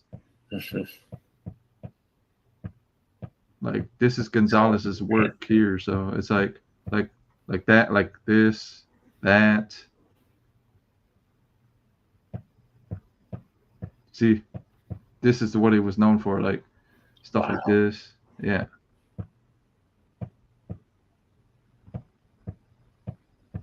Yeah, like the face here. So, yeah. Super. Yeah, like that type of stuff. That's the main reason I like his type of artwork is different. Well, to kind of delve deeper into Bolin, Bolin was born in Lincolnshire, England Mm. in See, 1951. I didn't know bowling was in English at all. He's English, yeah. Yeah. And let me show you kind of what got. So Bolin, of course, was doing comic work in England, and what really got him sort of recognition was on Eagle Comics work, you know, and his work on Judge Dredd. Mm. Oh Now, yeah. Yeah, Judge Dredd was sort of a collaborative effort from the artists in this studio, Eagle Comics, that included writers like Alan Moore, Alan Grant, artists like John Wagner, Dave Gibbons, and I'm forgetting another artist here, but all UK artists. And this is kind of the stuff they were putting out. Well, these are the books they were putting out Right. around Judge Dredd, but this is all Bolland right here in terms of the artwork. But yeah, I guess I could show some of the internal work here, that just to show the different creatives that were working on the book here. Much like the artwork you saw there in the Vampy stuff,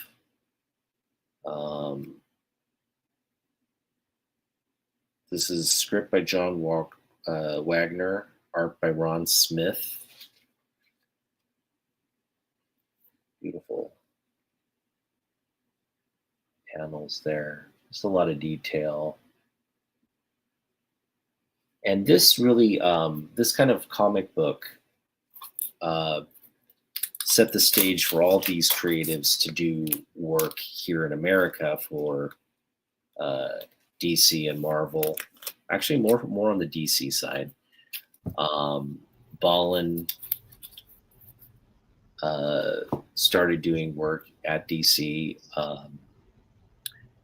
you know, on titles like Justice League of America, like a cover like this. But I think what really made him like a household name was one specific book that he did with, and this was sort of the British invasion at the time, during the 80s, when all these British writers and British artists were crossing over to American comics. But Alan Moore, Brian Bolland, artwork on The Killing Joke. And if you're a comic book fan and you haven't read The Killing Joke, then you gotta go and do your homework. Killing Joke is one of the most just demented Batman stories, Joker stories. I agree with that one. Yeah, it really sets a new bar and tone for the Joker's origin, and also sets in motion like Barbara Gordon's paralysis, and yeah, it's a warped comic book. And I got my 9/6 Brian Bolland signed first print Killing Joke here, Flex book as well. But yeah, you know, Brian Bolland has gone on to do so much in the comic book industry, mostly cover work though. That's the thing about a great comic book artist. Like, you have your Neil Adams, you have your Jim Lees, you have your, you know, a lot of these artists, they're so stretched because they're so talented and they're so stretched. They're oftentimes kind of revert to being just like a cover artist to sell comic books, to market stuff. And definitely he was put into that role at DC, and he was kind of stayed in that role for a very long time, doing mostly cover artwork. But you have those gems where he's doing internal artwork as well. And I think if you're fortunate enough to get a Brian Bolland interior with like a, like an Alan Moore story, or like a John Wagner story, Alan Grant story. You're very fortunate to be witnessing um, a true comic book legend in his natural, setting and environment, where he's creating the panel story versus and he's a great cover artist as well. Don't get me wrong. These are some more covers that he's done. Love this Bolland Superman and Wonder Woman. Winter's Edge. He did a lot of stuff for Vertigo as well. Yeah, because Vertigo had a bunch of the like you said, the English writers and artists. Yeah. At the time, yeah. So just great stuff all around. And you talk about just legends during my time period, people right who have really left a lasting mark. Bolland, and Bolland for me hasn't always been my favorite. It's been one of those things where I go back and look at his work and I realize, wow, why did I not notice this sooner? Right? Kind of like Jose, I have a newfound appreciation for Jose Gonzalez now. And you wanted to share with people what made Jose also very unique, right? His background. Yeah, and he was pretty much he was the first. A lot of people don't know that he was the first open gay man in Spain in comic books for drawing, whatever it was. And then he opened, and he was in a band. He did all kinds of stuff before, you know what I mean? He was in a band, he got bored, and then like the band was about to get signed with a contract and whatever, and he got bored and left it. Same thing with the Vampy thing. He left it at 1974, came back at issue 50 was his comeback issue. He left for a little while, so he did 13 to 20 to 30, I think, and then he left for a little while, came back, issue 50, and then kept on going. And there's six stories that he written. The seventh one was never published. There were 6 other stories that he did, and number 7 was never published. Or there was 6 stories, and then he had one story. Well, he had 6 stories that were published, and then he had one that wasn't. So it was called Rathmore's Curse. That's what that was called. Rathmore's Curse. And then Carla, and then the model for issue 19's that poster was Carla Sultry. That's what the model's name was. That was the modeled after Carla Sultry. And let's see, what else did I wanted you guys to know. And then he was a recluse. He liked to be by himself. He didn't mind having friends over and stuff like that. He didn't mind, but he hated. So he wouldn't. I think he would, if he was still around, he would never go to cons, because he would be, he likes to keep to himself pretty much. Well, but that's a lot of artists. That's the thing about Bolland. He lives in England, right? Yeah. And he's one of the hardest artists, I think, to.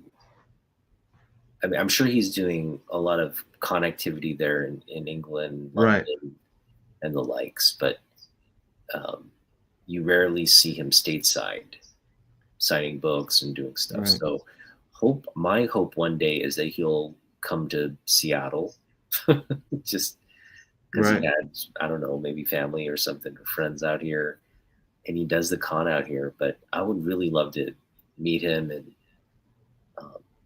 get some books signed and all that. That'd be the ultimate, I think, one of the ultimate things on my comic book bucket list, right? So he died. Yeah. So the date he died on was the 13th of March.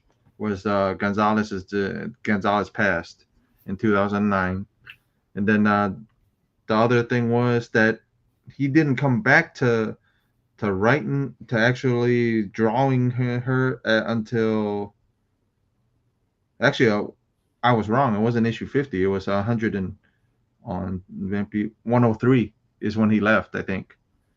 Oh no, came back to Vampy in 1983 on 100 and issue 103.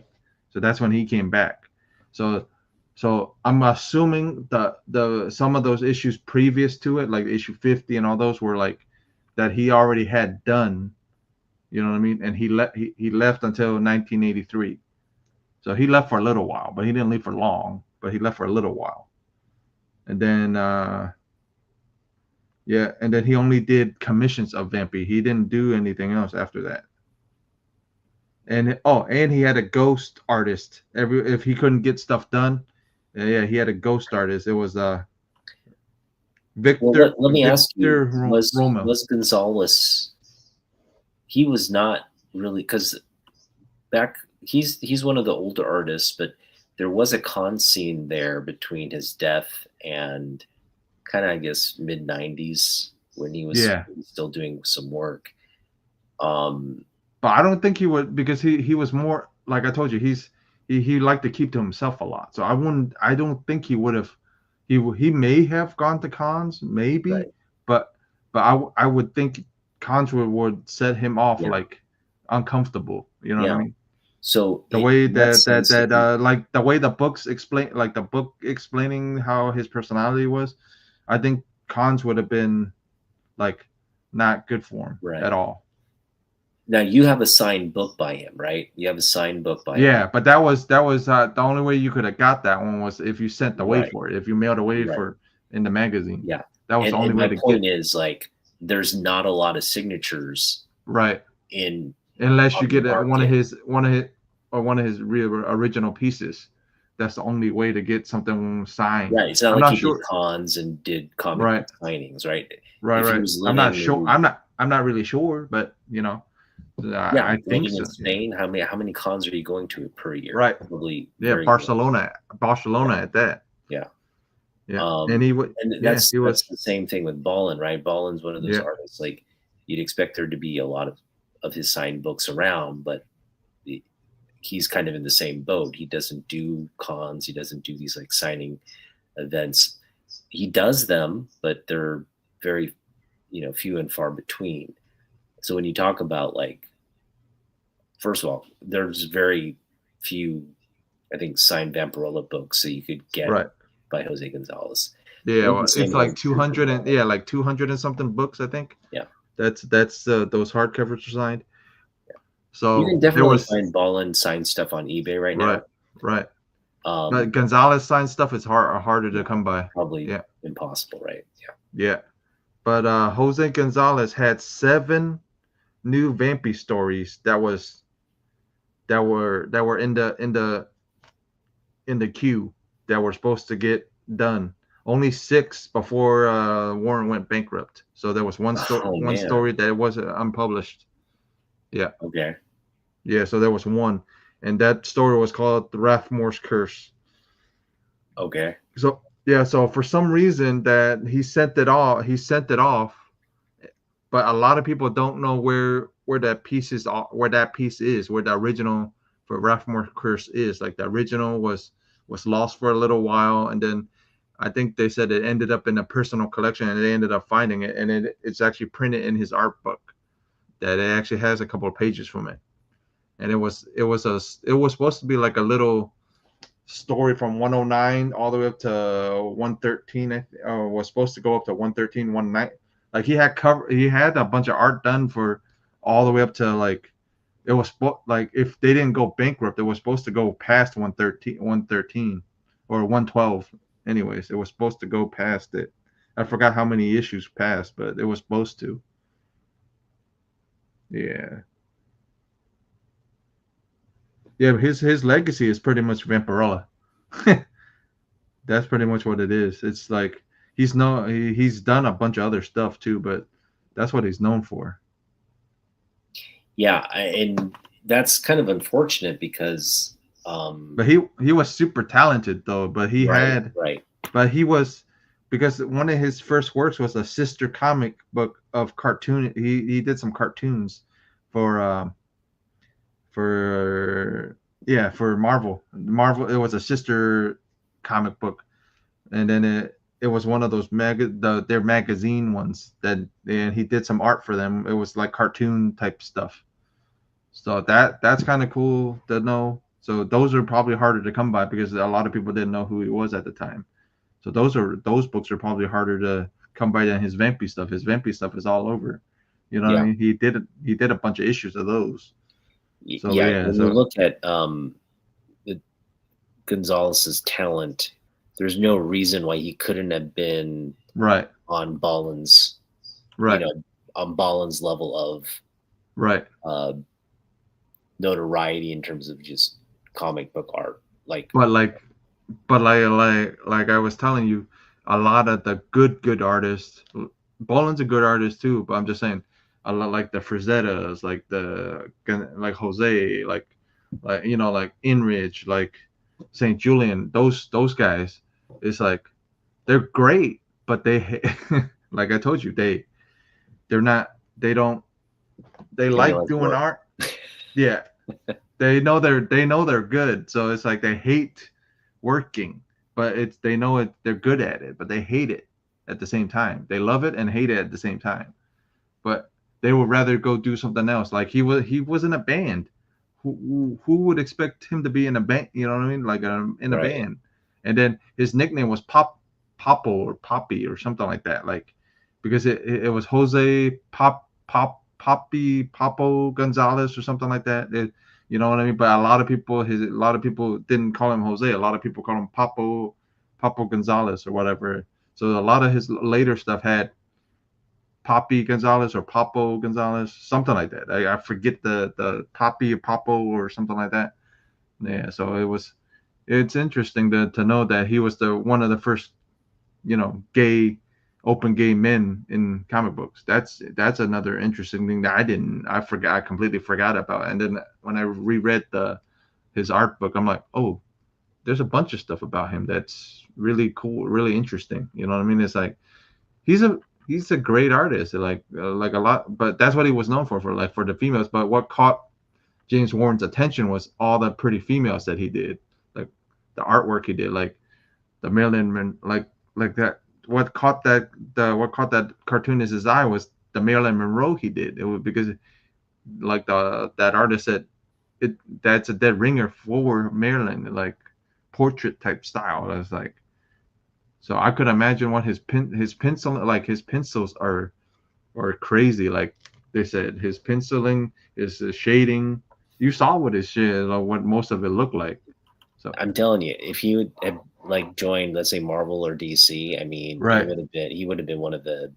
he did. Actually, he did. Well, his boss came out here with a portfolio, and none of those guys wanted to give him the boss any attention, and he went to Warren, and Warren goes, if honestly, I don't.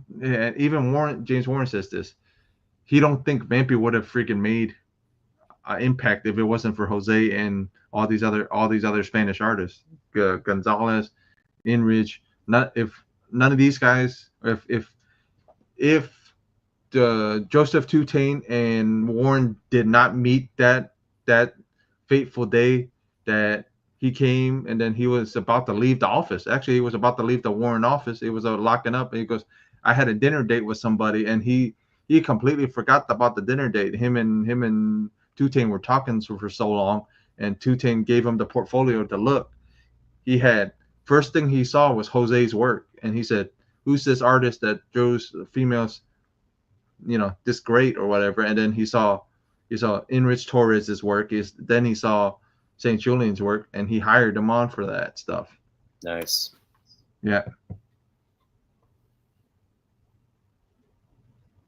yeah, but a lot of them didn't like. You know what I mean? A lot of them had like a lot of big artists, a lot of good artists that could do art hate art at the same time. So it's kind of funny that every art book I've read so far that's big artists that are like legends all all hate doing it. they would rather go play baseball. They'd rather go do something besides art. So that's always fun to read. But that's pretty much it about Jose and Boland. I mean, these guys are great. So we're probably gonna have a we're probably gonna have a spotlight on artists every week. So mine's probably gonna be Enrich Torres next week, maybe, depending on if I can read enough about Enrich Torres. Then I mean I know enough, but I'm gonna try to read up on him a little more and learn a little more about him. But then so I can do something like this again to tell you guys about him. So that'd be kind of cool to let you guys know about all the covers he's done. Yeah. Yeah, you know, Miss So brings up a great point. I think um, people, whether you get into drawing and perfecting that as a passion, but then when it becomes a career, when you actually have to Yeah. output and create a certain volume of work, especially comic books have such tight deadlines that you Yeah. need to really collaborate and Yeah. bring the story to the frame by frame, right? You can get burnt out. That career can burn you out. And so not to say Jose Gonzalez got burned out, but I could No, just no. that's Jose would tell you himself he got burnt out. That's why he left. That's why he left and opened his own little thing. yeah. But then if he couldn't finish something, Joseph Tutain would have somebody his ghost artist for him. Yeah. Like somebody to actually help him out. Yeah. Yeah, so that was kind of neat to find out that he did some of the work, but when he got tired about it. Yeah. It's more ball and stuff for you. Yeah. Bowling stuff is cool too. Dude, I like good art. You know what I mean? I'm more of an art guy now than anything. But we both are. Like we're more art people than anything. Yeah, I got to get more Gonzalez stuff. I definitely want to get that Vampy 19 now, the one with the Vampy Yeah, 1. yeah. Because I was Yeah. like, if I can't own the Vampy 1 cover, at least I'd have Right.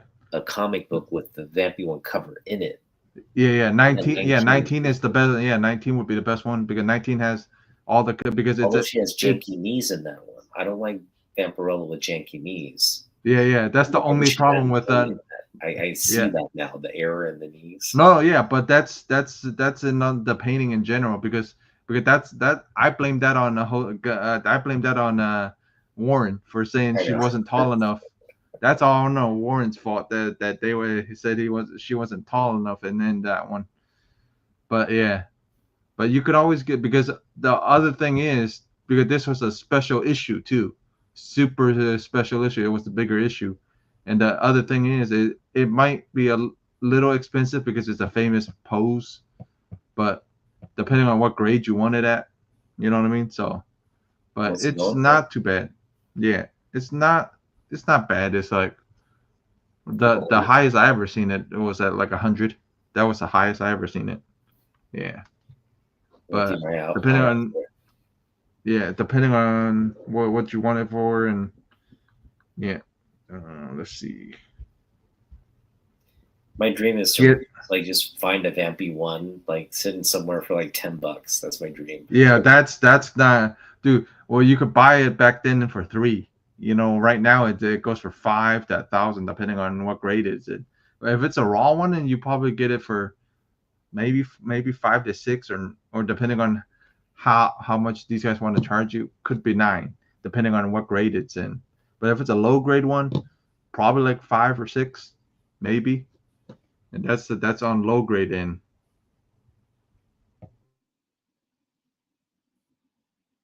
Jeff, you muted yourself.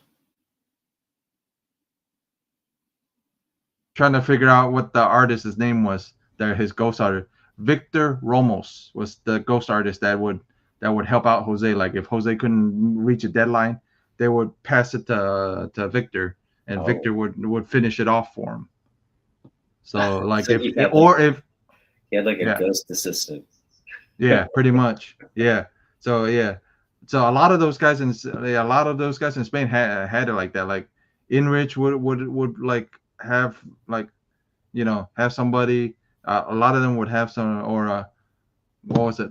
There was another one called yeah. So yeah, there's a bunch. Like he had Victor like Victor. One thing about Victor's talent was Victor could copy anybody. Like they would pass it to Victor, and Victor would be able to mimic mimic his or Enrich or depending on whoever it was, he could mimic it. The other thing was that he was when he was 17, Joseph Tutain had him copy like a Western comic book or like Western comic book panels from another artist. They said Jose copied it from stain to stain. Like there were like ink stains on it. Jose even put the ink stains back in the on his thing. Like everything looked just like whatever the panel he got from them. It was like crazy. But that's pretty much the Jose thing. Jose story was that he passed away in 2009. That and then his friend Enrich Torres actually painted a portrait of him. So that that's cool because they were in a studio together. They would borrow like photos of people like yeah. Carla the model for 19 was Carla Soto. What that was the model's name that modeled it after that Jose modeled it after was and there was another friend in the studio that had her model for them. So he went, hey, she looks enough. Let me borrow her or whatever.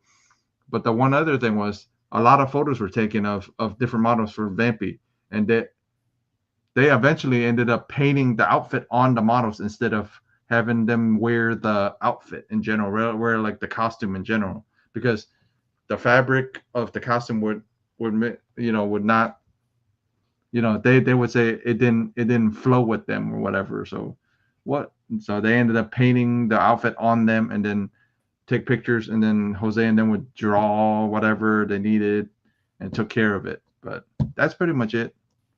Anything else we got? We're going on 2 hours. You got anything else? Good. Well, we got another episode. I think when we do more of these artist features, it's going to be nice to see just the different contrasts.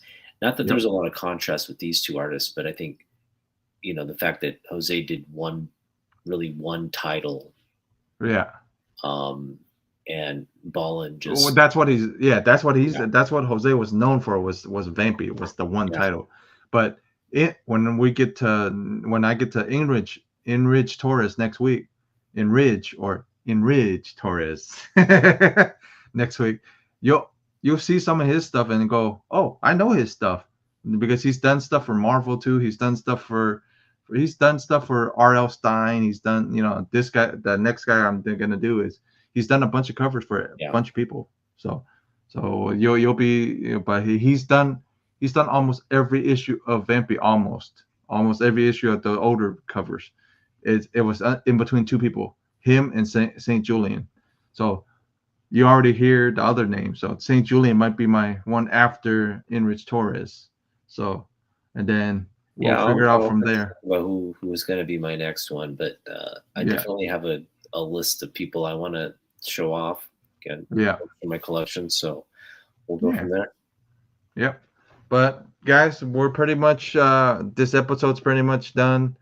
I appreciate you guys for watching. I appreciate all 4, the 5, the 6 to how many ever are gonna rewatch this. This was a artist spotlight on Jose Gonzalez and I know his last name, but Bolin. And then I'm gonna probably do Enrich Torres next week, and you'll find out who Otaku's gonna choose next week. But you guys already know I'm gonna probably choose Vampy artists. So Enrich Torres was gonna be my next one. So be on the lookout for next week, and then we'll have our 7th. Oh no, this is our 7th. or 8th episode next week, right? Something like that. So 8 episodes next week. So we'll catch you guys later. We'll see you soon. Peace. We'll see you next week on Saturday. Back to Saturday.